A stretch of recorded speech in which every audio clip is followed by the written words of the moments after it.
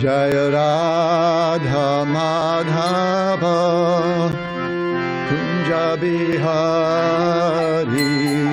Jaya Radha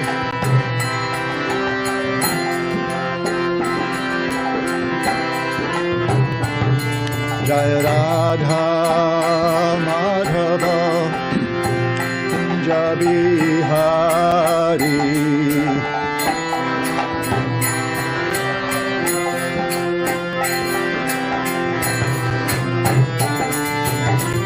Gopi Janalabha Girivadadhari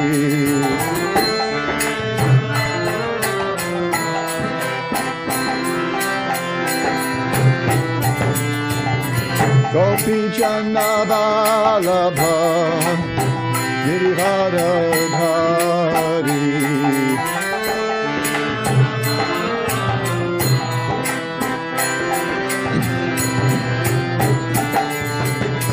Yashoda Nandana Braja Janaranjana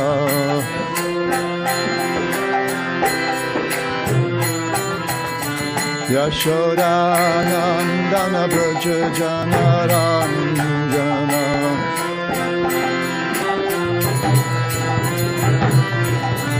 Yamuna Tira Vanachari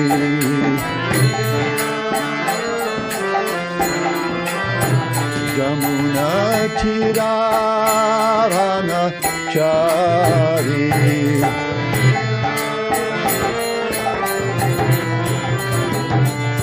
Jaya Radha Madhava Kunja Bihari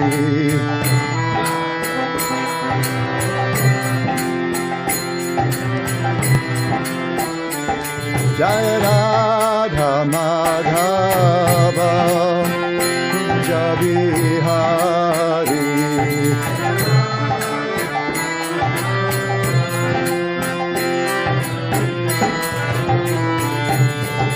Gopi Janavalabha Girivadadhari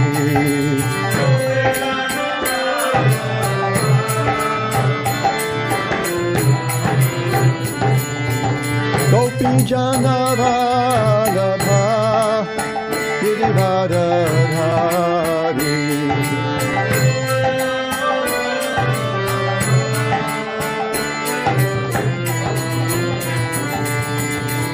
Yashoda Nandana Braja Janaranjana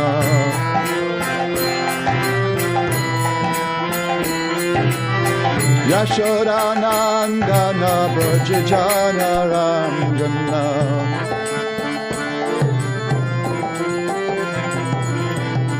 Yashoda Nandana Braja Janaranjana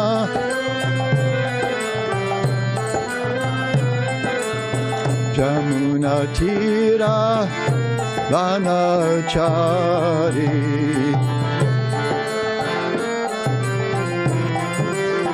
Jamuna Tira Vanachari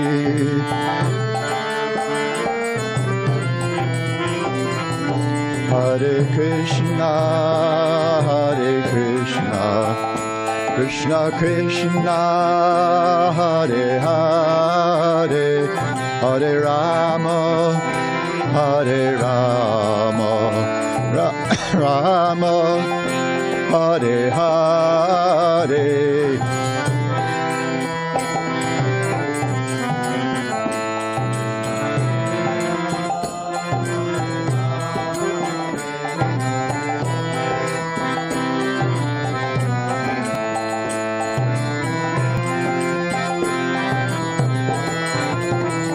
Hare Krishna, Hare Krishna, Krishna Krishna, Hare Hare, Hare Rama, Hare Rama, Rama Rama, Hare Hare.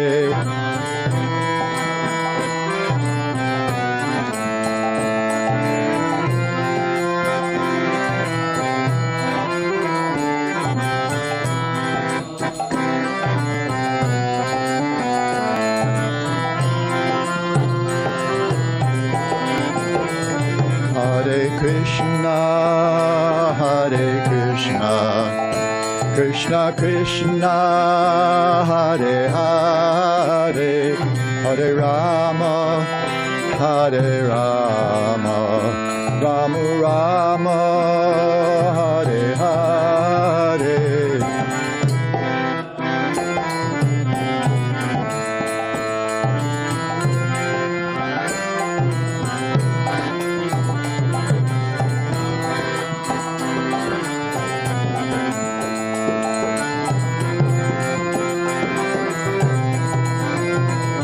Hare Krishna, Hare Krishna, Krishna Krishna, Hare Hare, Hare Rama, Hare Rama, Rama Rama, Hare Hare.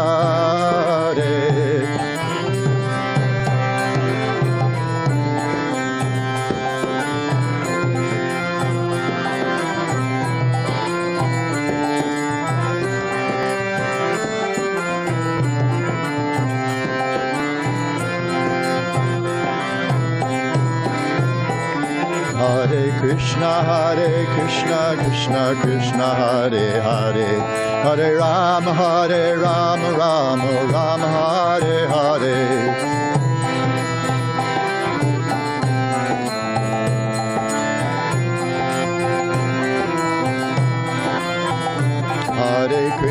Hare Krishna, Krishna Krishna, Hare Hare, Hare Rama, Rama Rama, Hare Hare.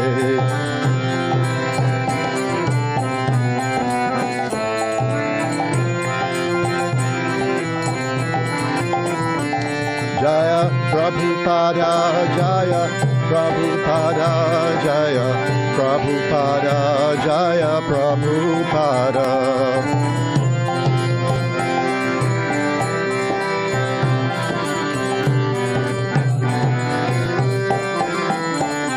Jaya Gurudeva, Jaya Gurudeva, Jai Gurudeva, Jaya Gurudeva.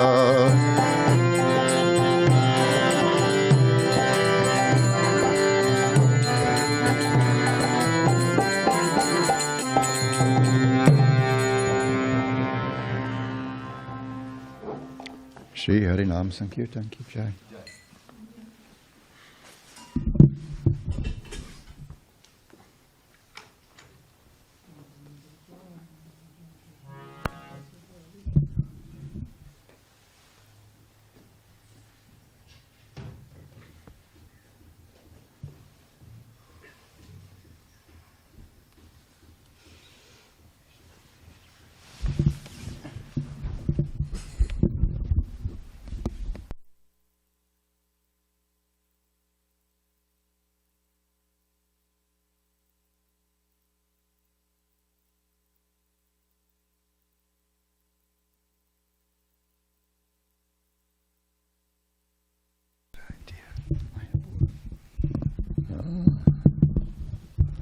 Om Namo Bhagavate Vasudevaya. Om Namo Bhagavate Vasudevaya. Om Namo Bhagavate Vasudevaya. So today we'll take a look at Srimad Bhagavatam, Canto 7, Chapter 1, Text 10.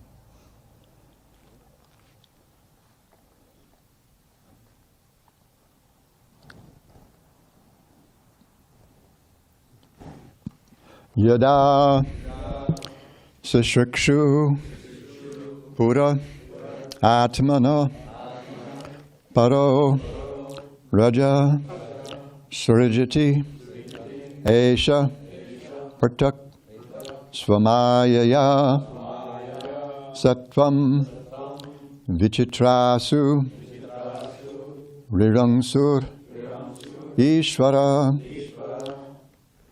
Saishyamanas Tama Hidayati Asau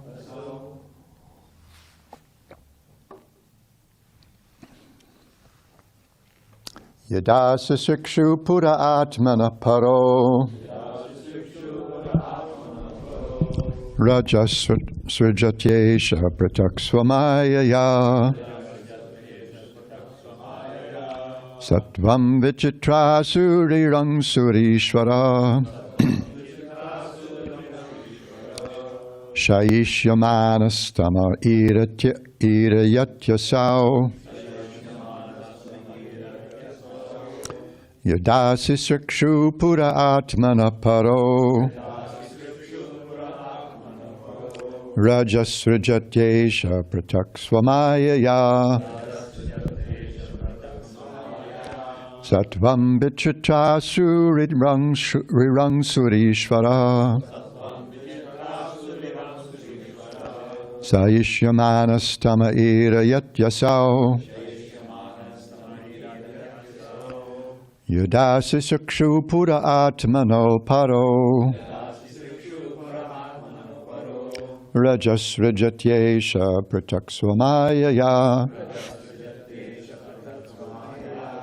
sattvam vichitra surirang surishvara shayishyamanastama irayatyasau. Others, please.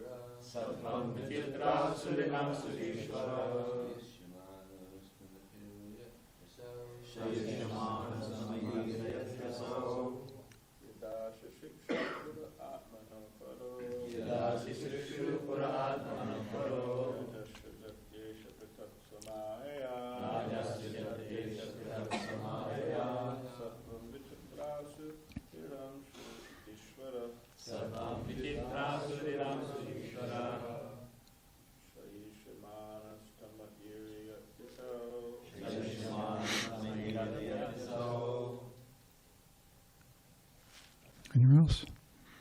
Word to word. Yada, when. Sisrikshu, desiring to create. Pura, material bodies. Atmana, for the living entities. Para, the Supreme Personality of Godhead. Raja, the mode of passion. Srijati, manifests. Esha, he. Pratak, separately, predominantly. Swamayaya, by his own creative energy. Sattvam, the mode of goodness. Vichitrasu, in various types of bodies. Rirangsu, desiring to act. Ishvara, the personality of Godhead. Sayishamana, being about to conclude. Tama, the mode of ignorance. Irayati, causes to rise. Asau, that's supreme. Translation and purport by His Divine Grace A.C. Bhaktivedanta Swami Prabhupada. When the Supreme Personality of Godhead creates different types of bodies, offering a particular body to each living entity according to his character and fruitive actions, the Lord revives all the qualities of material nature, sattva-guṇa, rajo-guṇa, and tamo-guṇa. Then, as the Supersoul, he enters each body and influences the qualities of creation, maintenance, and annihilation, using sattva-guṇa for maintenance, rajo-guṇa for creation, and tamo-guṇa for annihilation. Srila Prabhupada's purport. Although material nature is conducted by the three qualities, sattva-guṇa, rajo-guṇa, and tamo-guṇa, nature is not independent. As the Lord says in Bhagavad Gita, Mayadhyakshena prakriti suyate sacharacharam hetunanena kaunteya jagad viparivartate. This material nature is working under my direction, O son of Kunti, and is producing all moving and non-moving beings. By its rule, this manifestation is created and annihilated again and again.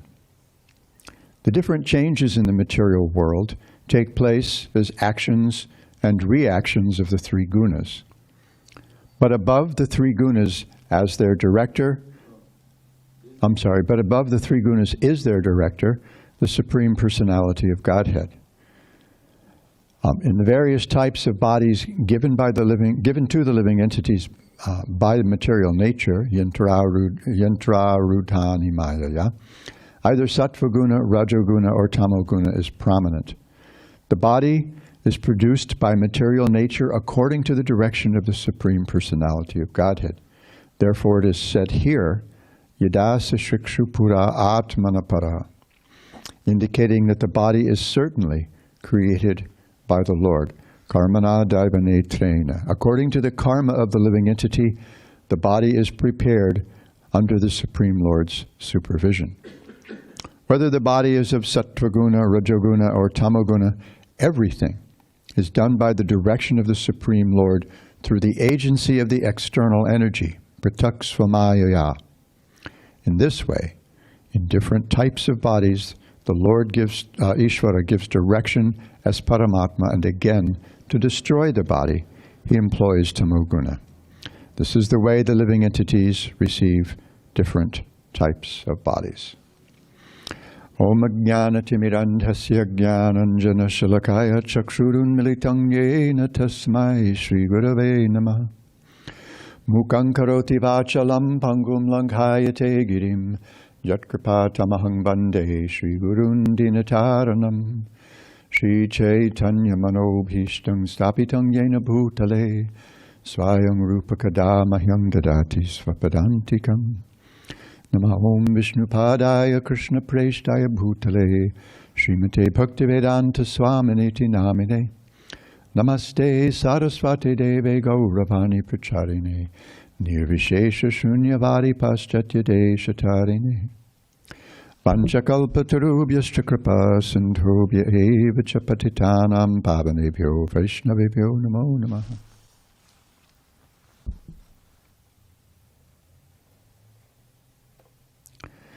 Yadasa shikshu pura atmana paroraja surjatyesha prataksvamayaya sattvam vichitrasu rirang surishvaraha saishyamanas tama irayatyasau.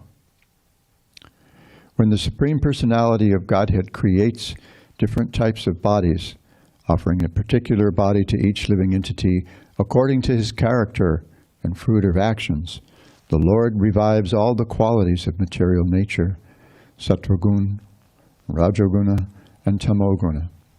Then, as the Supersoul, he enters each body and influences the quality of creation, maintenance, and annihilation, using sattva-guṇa for maintenance, rajo-guṇa for creation, and tamo-guṇa for annihilation. So,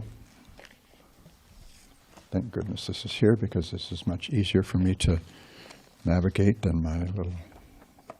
I thought I'd just take a couple of minutes to remind ourselves of the context here. one thing about reading Srimad Bhagavatam one verse and purport at a time, especially if we, do it, with long intervals in between. 24 hours is not such a long interval when you're, not as long an interval when you're 76 as when you're 22, but still, lots of things happen, and when you get close to 30, connections start to get a little loose. But I've sometimes had a practice, and I've suggested this to other devotees as well, that sometimes it's not a bad idea just to read through a chapter, just read the verses. Just read the verses one after another, let the purports go for the moment, so that we get a sense of either the chronological or the logical flow of the chapter, narrative flow, however the particular chapter is constructed. And then go back and read the purports. So we don't forget the context in which these verses appear, because they seem a little isolated sometimes when we do it just one at a time. So I thought I would just read these verses leading up to this, so that we have a sense of where the conversation's been and can relate better to where it's going. So you started with first? I was going to start with 4. My dear King, well, let's go back, because Parikshit asked tonight, so let's go back to him. King Parikshit inquired, "My dear Brahmana, the Supreme Personality of Godhead Vishnu, being everyone's well-wisher, is equal and extremely dear to everyone. How then did he become partial, like a common man, for the sake of Indra, and thus kill Indra's enemies?" So this is coming off of the 6th canto. Lord Vishnu himself, the Supreme... Oh, I'm sorry, yeah. How can a person equal to everyone be partial to some and inimical toward others? Thank you. Lord Vishnu himself, the Supreme Personality of Godhead, is the reservoir of all pleasure. Therefore, what benefit could he derive from siding with the demigods? What interest would he fulfill in this way? Since the Lord is transcendental, why should he fear the asuras? And how could he be envious of them? O greatly fortunate and learned Brahmana, whether Narayana is partial or impartial has become a subject of great doubt. Kindly dispel my doubt with positive evidence that Narayana is always neutral and equal to everyone. The great sage Shukadeva Goswami said, "My dear king, you put before me an excellent question. Discourses concerning the activities of the Lord, in which the glories of his devotees are also found, are extremely pleasing to devotees. Such wonderful topics always counteract the miseries of the materialistic way of life. Therefore, great sages like Narada always speak upon Srimad Bhagavatam, because it gives one the facility to hear and chant about the wonderful activities of the Lord. Let me offer my respectful obeisances unto Srila Vyasadeva, and then begin describing topics concerning the activities of Lord Hari." The Supreme Personality of Godhead Vishnu is always transcendental to material qualities, and therefore he's called nirguna, without qualities. Because he's unborn, he does not have a material body to be subjected to attachment and hatred. Although the Lord is always above material existence, through his spiritual potency he appeared and acted like an ordinary human being, accepting duties and obligations apparently like a conditioned soul. So this is kind of our theme here. He's actually aloof from all. All this stuff is conducted by the modes of material nature, and he's aloof from us. And he plays this idea out through these verses, and we'll see where he goes with today's verse. My dear King Parikshit, the material qualities, sattva-guṇa, rajo-guṇa, and tamo-guṇa, all belong to the material world and do not even touch the Supreme Personality of Godhead. These 3 gunas cannot act by increasing or decreasing simultaneously. When the quality of goodness is prominent, the sages and the demigods flourish with the help of that quality, with which they're infused and surcharged by the Supreme Lord. See, the Lord's here. He's there in everything. Still, He's aloof, right? This is I might have pointed this out the other day, but this is a lesson that we get from the second canto of the Bhagavatam.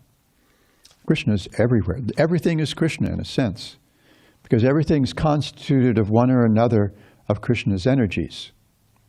And we understand that Krishna and his energies are not different. At the same time, he's also a little aloof. This achintya bheda bheda tattva isn't an invention of Jiva Goswami. It's not an invention of Lord Chaitanya Mahaprabhu's. And as we see in the second canto of the Bhagavatam, it's not even an invention of the Bhagavatam, because the 6th chapter is called the Purusha Sukta confirmed. And this is where that idea comes from, one of the oldest texts in the world. Similarly, when the mode of passion is prominent, the demons flourish, and when ignorance is prominent, the yakshas and rakshasas flourish. The Supreme Personality of Godhead is present in everyone's heart, fostering the reactions of sattva-guṇa, rajo-guṇa, and tamo-guṇa. The all-pervading personality of Godhead exists within the heart of every living being, and an expert thinker can perceive how he is present there to a large or small extent.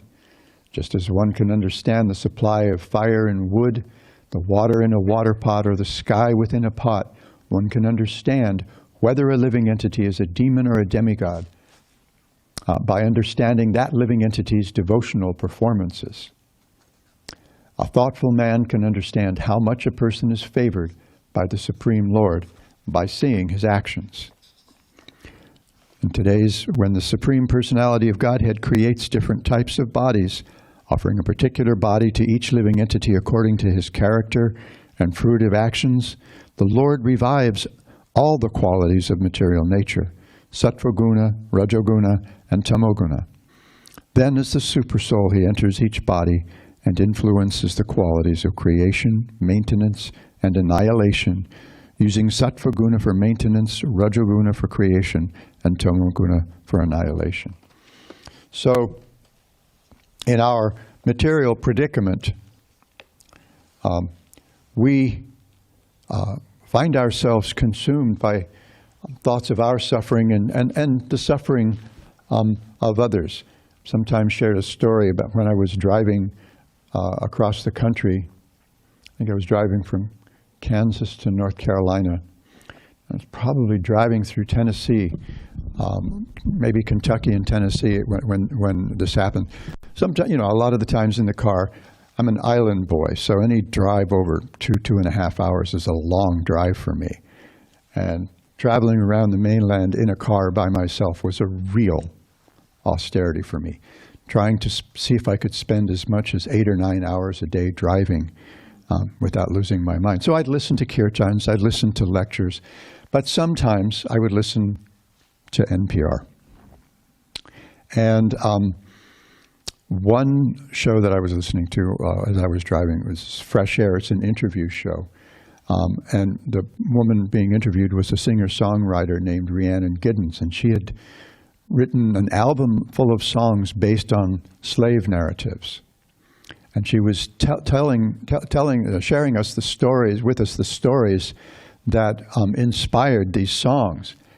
And I'm driving along on the, whatever it is, 24 or 26 or something.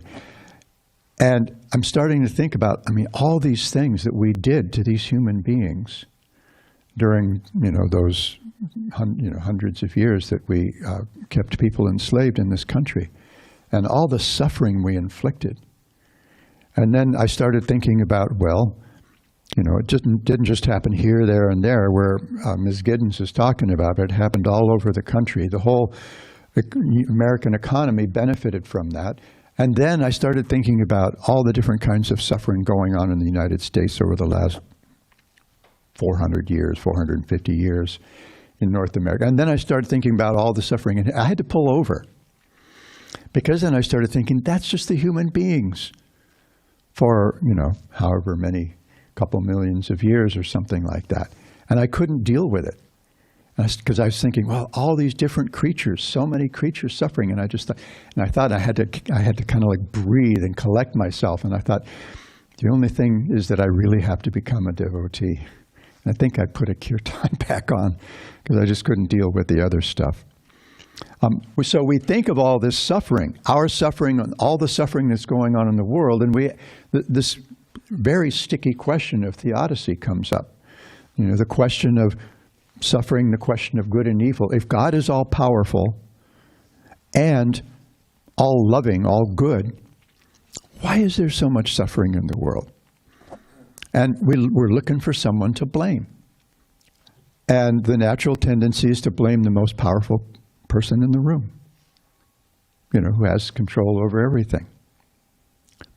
So we want to blame God. Why did God do this to me?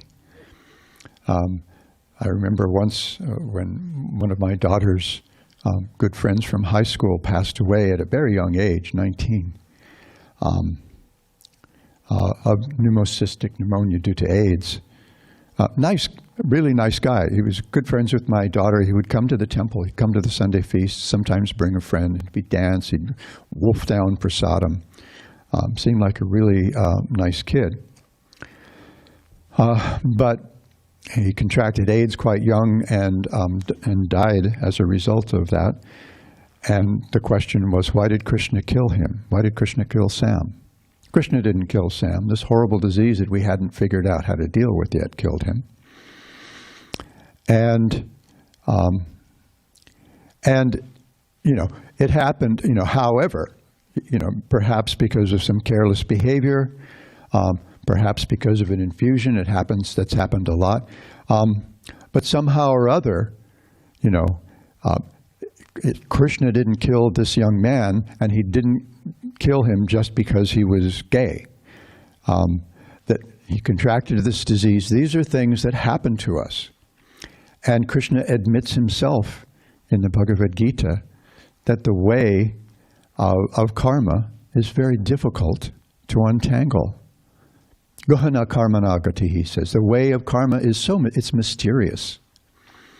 So he just, right there, Krishna says, you can mess around with this if you like, sit around at parties and, trying to, have deep thoughts or something like that. Or you can torture yourself with it. He says, but you're going to find that it's really difficult to untangle. So these things happen to us as a result of some past activities. Well, what about the origin? That's even a greater mystery. How is it that that we come to this material world? So it's a great mystery, and frankly, there are some things that are really beyond the ken of our mind and senses. And sometimes we just have to be able to accept that. We have to be able to embrace. We have to be willing to embrace mystery, because after all, this is a mystical path. Bhakti Yoga is a mystical path. Advaya Gyan Tattva. It's a path of the knowledge of the oneness of everything.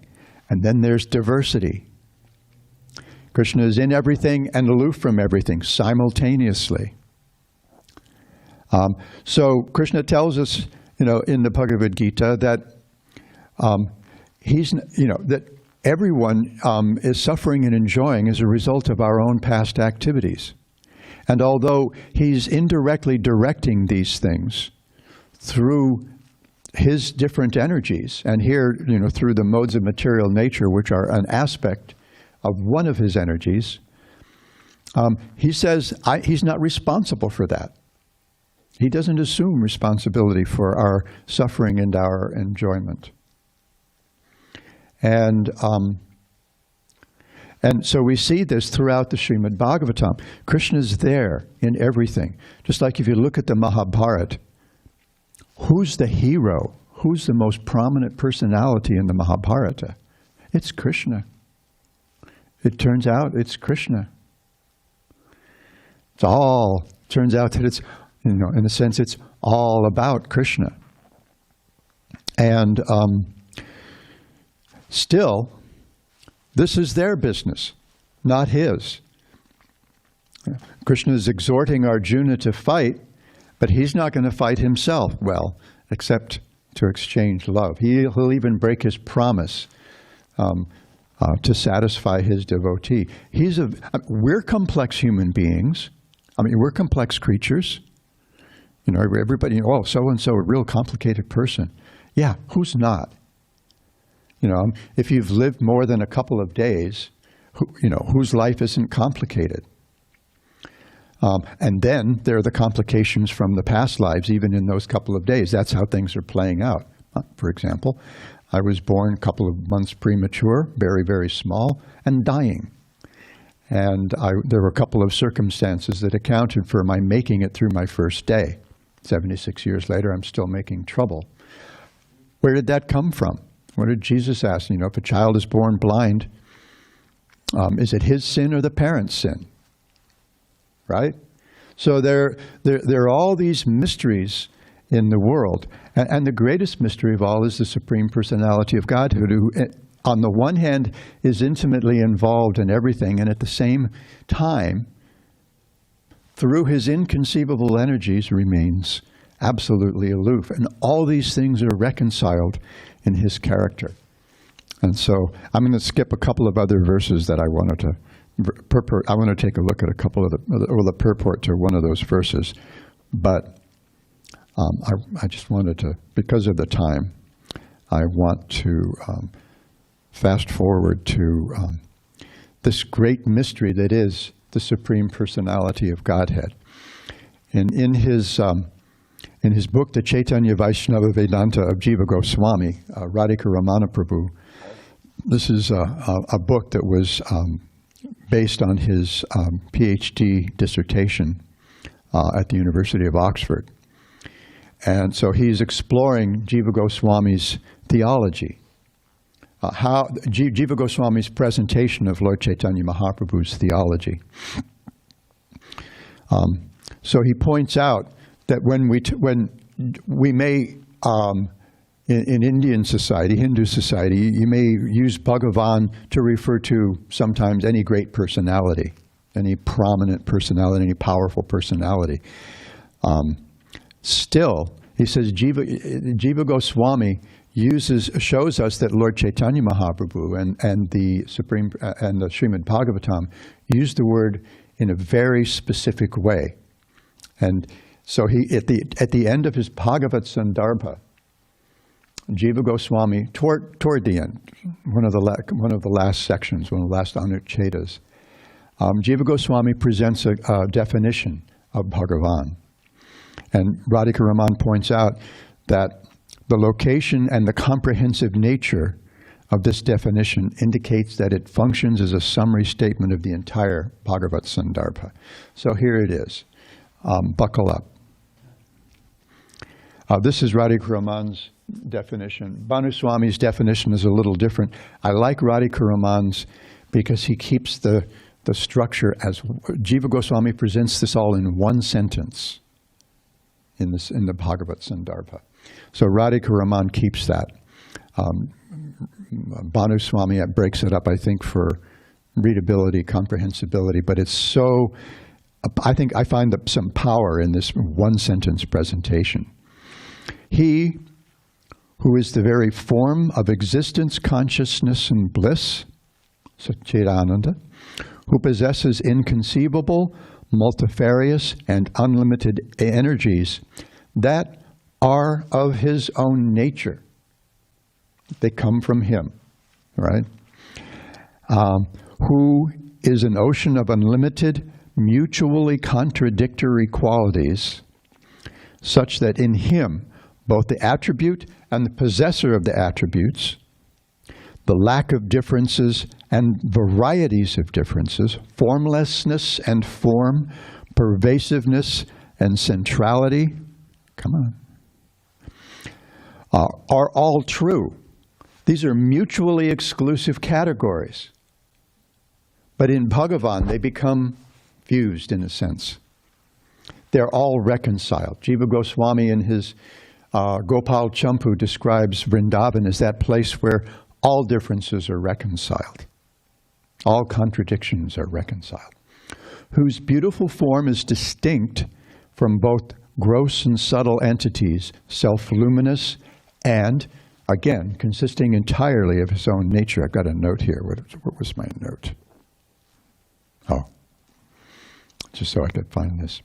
Who has unlimited such forms that are manifested by his chief form, called Bhagavan, whose left side is beautified by Lakshmi, the manifestation of his own personal energy suitable to his own form. Lakshmi is perfectly suitable to Narayana. Radha is perfectly suitable to Krishna. Sita Devi, perfectly suitable to Ramchandra, right? So his internal potency is going to match his own nature. Who resides in his own abode along with his associates who are furnished with a form that is a special manifestation of his own splendor. Who astonishes the hosts of Atmaramas, those who take pleasure in the self, by his wonderful qualities, pastimes, etc., which are characterized by the play of his own personal energy. Lila Shakti. Whose own generic brilliance is manifested in the form of the reality of Brahman, who is the sole shelter and life of his marginal energy, called the living entities, the jivas, whose mere reflected energies are the modes of material, whose mere reflected energy are the modes of material nature, the gunas, visible in the unlimited phenomenal world. He is Bhagavan. It's a ride. It's an amazing thing, and this is probably the most complicated person we could ever meet. And at the same time, he's so simple that he becomes overwhelmed by love. He becomes subdued by Mother Yashoda's love. He becomes subdued by his buddy's love. So sometimes they beat him in wrestling, and he has to carry them on his shoulders. They call him names, or Balaram as well. And it's like, there's one, which pastime was it where they're calling Balaram, Mr. Powerful Arms, Mr. Guns, show us your stuff if you've got it. They're taunting him, daring him to, I think it was Dhenukasura maybe,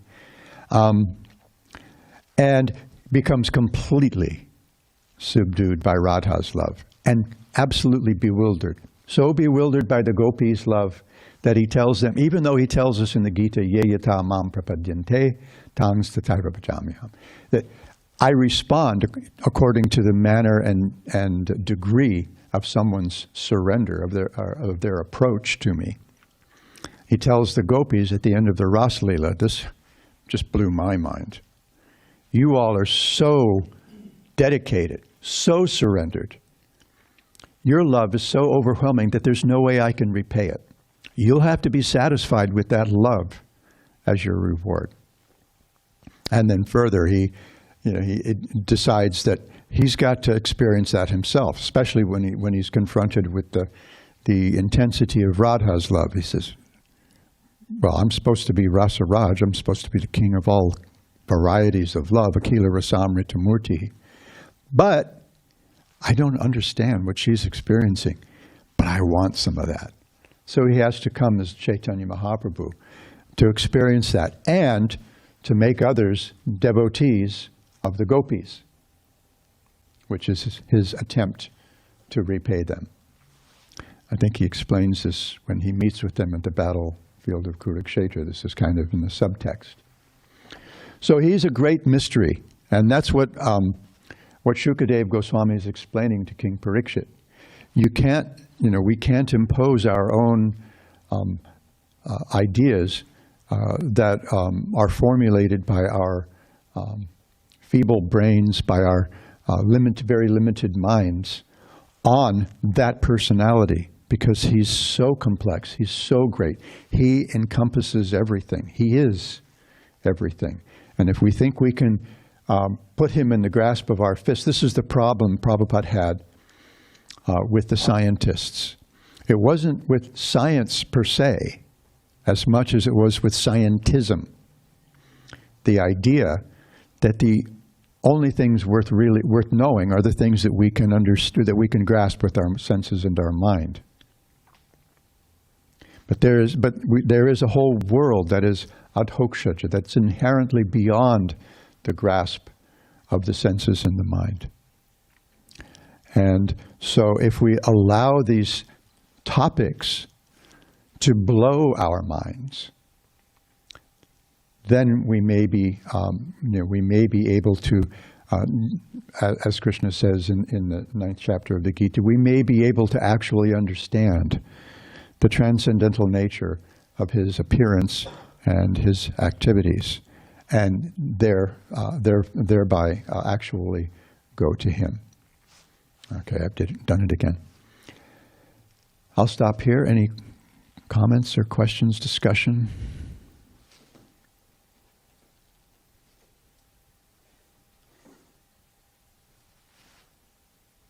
Dravida Prabhu.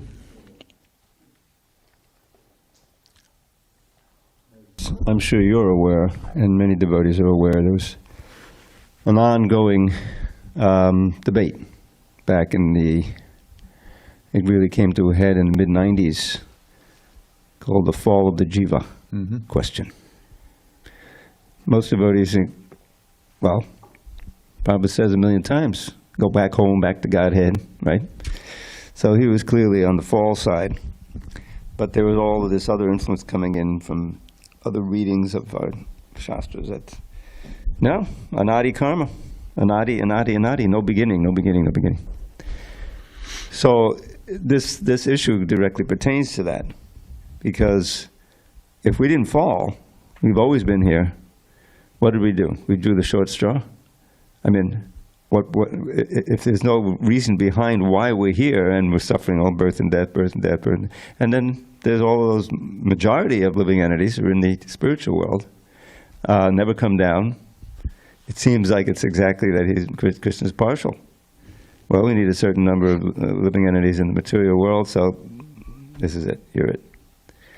But so there's several publications came out. And I was in the middle of it because I was producing the Tattva Sandarbha. Anyway, it's a long story, and it pertained to that. And so two of the main publications that came out, one was by Judah Karma, and he gathered a lot of quotes, especially from Prabhupada, and squarely on the fall side. But recently I was reading about the other book that was compiled by the GBC. There were various authors, leading members of our society. And I had never read that part before, where where it was proving by many, many quotes that words that sound absolute, like anadi, which literally means no beginning, are often used in Vedic literatures in exactly how Prabhupada used it, from time immemorial. In other words, it's so long back that we can't find the beginning, and therefore it's anadi. And that's how Prabhupada used it. That's what was his reconciliation. But it was interesting that came out also in various quotes from different parts of the Shastras. And so that's directly pertaining to this, is that no, we turned from Krishna. There's so many verses describe that. We turned away from Krishna because of our minute independence, and we've been here ever since. But Krishna never abandons us. He gives us a way to get back, and that's what we're trying to do. Now, the important thing is there is that Krishna never abandons us. The interesting thing is how complicated this topic actually is. Because if you look at Srila Prabhupada's statements about how we've fallen from the spiritual world, generally they're in conversations, letters, etc. And in one famous letter, where he was asked about this, he gave the example of the famous example of the crow and the tall fruit. You see a tall fruit fly and fall from the tree, and the bird simultaneously fly from the branch where that fruit was, and you try to figure out which, did the birds flying from the branch cause the fruit to fall, or did the fruits falling startle the bird and cause it to fly? And Srila Prabhupada says, essentially, he said, don't bother your pretty little heads with this. You can't figure it out. You can't understand it. And then, but if we look at Srila Prabhupada's statements in his purports, and we look at places where this actually comes up in Srimad Bhagavatam, especially in the 3rd canto and a little bit later in this chapter in the 7th canto, you see where Srila Prabhupada says that actually no one falls from the spiritual sky. And I think I mentioned this, I can't remember which, I've given so many classes the last few days, I don't remember when I said what. I gave 4 classes yesterday, and I was noticing that in the 4th class, which was from 8 to 9, I noticed that my voice was not going to, I was hoping my voice would make it through our discussion. But in the 3rd canto, when after the Kumaras have cursed Jaya and Vijaya, and the Lord has kind of sorted out how that curse is going to play out. He didn't blunt it. He just gave them a choice how it's going to play out. 7 lives as demons, as devotees, or 3 lives as demons. Then the Kumaras start reflecting. And I want to say started shaking in their boots, but they didn't have boots. They didn't have anything. And the Lord could understand their concern, because they were thinking, oh my God, these guys were just a little rude to us. We're not even devotees. We're Brahmavadis. They were a little rude to us, and they have to fall down to the material world. What the heck is going to be our fate? Because we committed an offense against pure devotees. What's going to happen to us? So the Lord calms them down by saying, don't worry. Look, this never happens. This is all a setup. Because these devotees, Jaya and Vijaya, are intimately related with me, they understand my heart. And they know that sometimes I need to express this Vira Rasa, this chivalrous, heroic, that I'd like to duke it out with somebody. Get in, mix it up. But there's nobody in Vaikuntha who's going to do that. Because everybody's like, oh, we're not worthy, we're not worthy. In Vrindavan, it's a little different, right? They'll beat him up. But in Vaikuntha, no one would even contemplate fighting with the Lord. I mean, they would probably like, poof, disappear, just at the thought or something. It would be so distressing to them. So he says, in order to satisfy their desire, to satisfy my desire, I've created this whole setup. And Srila Prabhupada says there, this is one of the places where he says, where it comes up directly in the Bhagavatam, and Srila Prabhupada says explicitly that no one falls from the spiritual world. And again, a little later in this chapter, you'll see in verse 35, in the 30s, when this partiality is coming up, because we're going to go directly to Dantavakra and Shishupal. And so Shukadev tells about how when Narada Muni was talking with Yudhishthira, and Yudhishthira just can't figure it out. He says, I personally witnessed this really nasty person, Shishupal, who not only never had anything nice to say about the Lord, but couldn't help himself from saying all kinds of nasty things. I personally saw him, when he was killed, merge into the body of the Lord. How does that work? The guy was bad.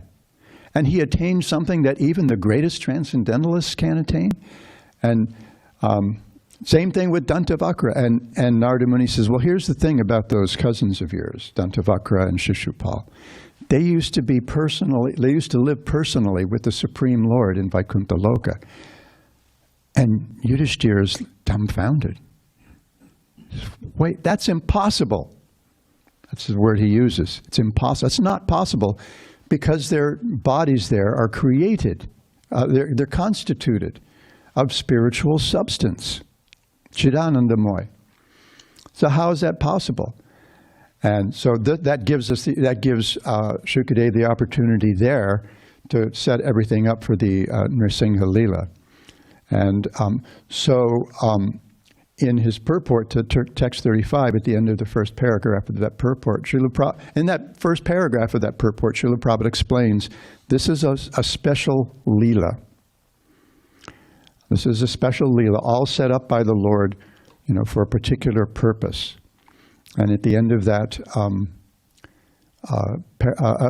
paragraph, he says, otherwise, it is a fact that no one falls from Vaikuntha or the spiritual kingdom. So it's a great mystery. Do we fall? Have we fall? And also, if we want to think about it a little bit, what is there in the spiritual world that would occasion our developing any envy? There is no material energy. The material energy is not even conspicuous by its absence. It's just absent. It's not, it's not even on the radar. So it's all kind of a great mystery, and which brings us back, I think, to the crow and the tall fruit. And it's interesting to discuss, but the whole, a big part of Prabhupada's point in presenting the idea that we can fall from, I think there's might be a couple of reasons to understand, a couple of ways to understand why you might have said it. One is, you think you've made some spiritual advancement, you think you're cool, you think you're safe. Don't ever think that. Bharat Maharaj had a problem even in the stage of bhava. Another is, well, listen, if there is anyone who's responsible for our suffering, it's us. However you slice it. We can't pin it on the Lord. You can say, oh, it's the modes of material nature, but the fact is that we keep making choices that keep us under the influence of the modes of material nature, and the whole point is to start making better choices. The jiva by nature is tatastha. We're situated, the tata is that area of the beach or the river where, depending on the tide and other conditions, that's sometimes covered by water and sometimes exposed to the air. That's called the tata, littoral zone. So that's our situation. And we're very small. We're constituted of the same thing as the Lord, but in a very, very small quantity. And by our nature, the jiva is very susceptible to being influenced by its environment. So we want to keep ourselves as much as possible. We've immersed ourselves for more lifetimes, anadi, more lifetimes than anyone can imagine, much less count, in under the influence, in this ocean that's constituted of the three modes of material nature, and we're always being, buffeted by the waves and all that. And yoga's, well, anyway, I'm not going to do that, but our real business is to try to find an environment that's less influenced by at least more influenced by the mode of goodness than by the others. Because that's enlightening. And that's kind of what we're seeing in these verses, that this is a better choice than the others. And so what we want to do is to find an environment that in which at least the mode of goodness is prominent, if not Shuddha Sattva. And we really want that Shuddha Sattva. Mode of goodness is useful to the extent that it brings us to the mode of purified goodness, so that we become the kind of people that we see in the second verse of the Bhagavatam, who are the most appropriate audience for the Bhagavatam. Nirmatsaranam satam. Our hearts are pure because we're free of envy, and we're free of envy because we don't have a personal agenda, and we don't have a personal agenda because we have dharma projita kaitavatara paramo niramatsmana. We've already completely rejected all conventional, or as the Bhagavatam puts it, cheating senses of religion. or dharma. So it's a big topic, and I was confronted with it, so I had to deal with it, and I'm going to get into trouble. And on the other hand, wait a minute. I'm just going to, hold on. I'm just going to give one reference here. The very famous verse in Lord Chaitanya's teachings to Sanatan. Chapter 20, Madhya Lila, text 117, where Lord Chaitanya says, Krishna Buli se jiva nadi bahimukha. This is the anadi. Ataeva mayatare deha sangsara dukkha. Forgetting Krishna, the living entity has been attracted by the external feature from time immemorial. Therefore, the illusory energy Maya gives him all kinds of misery in his material existence. And in that particular purport, Prabhupada, he very distinctly talks about the fall of the jiva. Right. so you can find quotes on both sides. Yeah. I mean, generally, though, in his purports, he pretty much consistently presents the philosophy as presented by all the acharyas of all the sampradayas. So, you know, main thing is we're here, and how do we get out? Someone throws you that life ring, and you don't question, okay, was this made in China or made in the USA? What's that guy, you know, what's that guy's political party? What kind of church does he go to, the guy that threw me that ring? Is this organic stuff? Or is it all, you know, you don't make those considerations. You grab that ring and you hold on for dear life. Or I think the other example is, you know, you're trapped in the bottom of a well, someone throws the rope down. You don't make all these considerations. You just grab that rope and climb. Hold on for dear life. Let them pull you up and try to help by climbing. That's, you know, and that's the real point. All these other things, this is really interesting. I'm going to pull this one out right now. This is a good chance, I think, for me to pull this out. When I was in Dallas week before last, they had a Vyasa Puja festival for Giriraj Swami. And one of his disciples cited him as having said, all this business is really nothing but love masquerading as philosophy. So what we need to do is to see the love, Krishna's love. He never abandons us, right? That's the main point. Krishna's always going to be there. He's always going to be there to help us. He accompanies us as the Supersoul wherever we go. And when we find ourselves, when we put ourselves into a situation where we're actually capable of hearing what he has to say, then he'll personally give guidance. Otherwise, he's detached. He's letting it all happen, letting us respond to the modes of material nature as we choose. And we either let ourselves become more entangled, or we put ourselves in a situation in which we can become liberated. There was an online comment.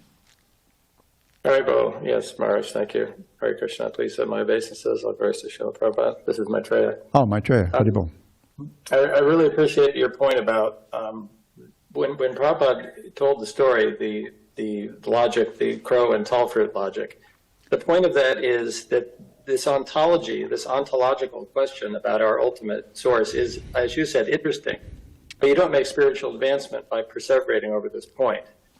Whether we rejected Krishna in the very beginning, so-called, but the most relevant thing is we did it just in our last life, which is why we're still here.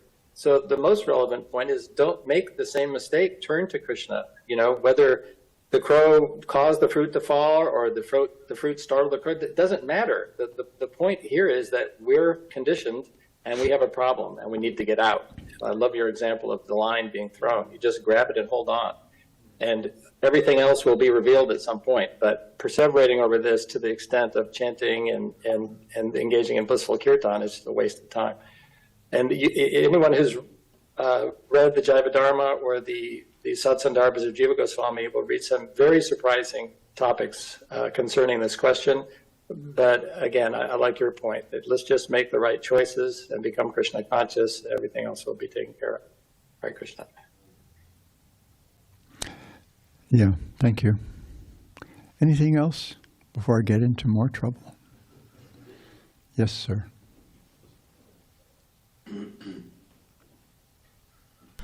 Thank you, Maharaj, for this interesting narration. I want to share one thing that I thought about it many times, and that one point that our bondage is in our consciousness. When we concentrate our consciousness on this, we bonded. But if we concentrate our consciousness on Krishna Katha or names of God, that is different point. And so, but it's not possible to understand everything by logic, by our mentality. And Bhaktivinoda Thakur and Jaivadharma says that it's not possible. We should have experience, own experience. And so, our task is to receive this experience, to live this experience, and by experience of living outside of mind, with during chanting, we can feel this experience, and then we can understand everything what Srila Prabhupada speaks in his books. But if we try to understand by mentality, it's not possible. This is only contradiction, and etc. Yes, argument, debate never is going to resolve anything, because someone's always likely to come up with a better argument to counter the last one. This is, I think it's also resolved by Srila Krishnadas Kaviraj in Sri Chaitanya Charitamrita, where he says, Sri Krishna Chaitanya Doya Korha Bichar, Bichar Kurile Chitte Pare Chamatkar. If you're really attached to logic and reason, if that's what you're about, my request is that you kindly apply them to the mercy of Lord Chaitanya. If you do so, I think you will find it strikingly wonderful. Chamatkar, adbhuta, amazing. And that's really what we're about. That is our task, to try to understand and accept the mercy of Sri Chaitanya Mahaprabhu. And I wrote an article late 90s that was it came out of a talk that I gave in an Ishtagoshti. And devotees liked it well enough that they asked me to transcribe it and then edit it into an article for the temple's souvenir, Janmashtami souvenir magazine. And I think it was used for 2 or 3 years. And I called it, the title of the article is Considering Srila Prabhupada's Mercy. And I framed it with that verse, as we find it in the Sri Chaitanya Charitamrita, and then I adapted it. Saying, Srila Prabhupada Daya Karaha Bichar Korile Chitte Pabe Chamatkar. If you're really attached to logic and argument, then I think if you apply them to the mercy of Srila Prabhupada, you'll find it amazing, strikingly wonderful. Thank you. I think that's a good note to end on. Thank you so much. And I want to thank all the devotees for all your kindness. This is a big reason. I mean, you got the Kirtan, you've got Shri Shri Radha Giridhari, but I come also to be bathed with the affection that I see in these devotees. This is this wonderful, really vigorous brahmacharya ashram. And it's been like that for a while. We didn't always have a brahmacharya ashram, much of a brahmacharya ashram going on here. And we do now. And I see all the devotees are so, anyway, everybody's always kinder to me than I know I deserve. And I always feel welcome here. Just like someone said, this is your second home. And I think it certainly is. And I'm so grateful to all the devotees. I was observing that in Giriraj Swami's Vyasa Puja festival, that when I come to the mainland, most of the places I go, I find myself under the loving care of Giriraj Maharaj through his disciples. When I go to visit him in Carpinteria, Suradas and Kunti Mataji take really good care of me. When I go to Dallas, Arjuna and Mother Vishnu Priya take care of me. When I go to who's there in Houston? and here, Balaram takes care of me. Oh, when I go to Maui, when I go preaching on Maui, his disciple Balabhadra takes care of me. So somehow or other, Krishna has created this network of devotees, so that somehow or other I'm able to do this stuff. I'm by nature a homebody, and here I am running around like a crazy person. So I'm so grateful to all the devotees for the service that you render to Sri Sri Radha Giridhar. As I think I observed when I was here last year, I'm so heartened, so encouraged by how nicely this temple has not only been maintained but developed. This is much nicer in pretty much every way than when I left in 2000. The temple's just, there's just so much more going on, and everything's so much nicer. And I'm really grateful to see that. I thank you all so much. I'm going to miss you. Hare Krishna.